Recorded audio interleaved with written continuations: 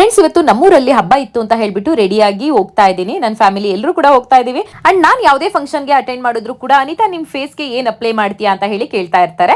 And ನೀವು ಕೂಡ ಅಷ್ಟೇ ಸಾಕಷ್ಟು ಜನ ಯೂಟ್ಯೂಬ್ ನಲ್ಲಿ ಕಮೆಂಟ್ ಮಾಡ್ತಿರ್ತೀರಾ, ಅನಿತಾ ನಿಮ್ ಫೇಸ್ ಟ್ಯಾನ್ ಆಗೋದಿಲ್ವಾ ಅಥವಾ ಡಾರ್ಕ್ ಸ್ಪಾಟ್ ಇಲ್ವಾ ನಿಮ್ಗೆ? ಸೊ ಇಷ್ಟು ಚೆನ್ನಾಗಿ ನಿಮ್ಮ ಸ್ಕಿನ್ ನ್ಯಾಚುರಲ್ ಗ್ಲೋ ಆಗಿ ಇರುತ್ತಲ್ಲ, ಅದ್ರದ್ದು ಸೀಕ್ರೆಟ್ ಏನು ಅಂತ ಹೇಳಿ ತುಂಬಾ ಜನ ತುಂಬಾ ದಿನದಿಂದ ಕೇಳ್ತಾ ಇದ್ದೀರಾ.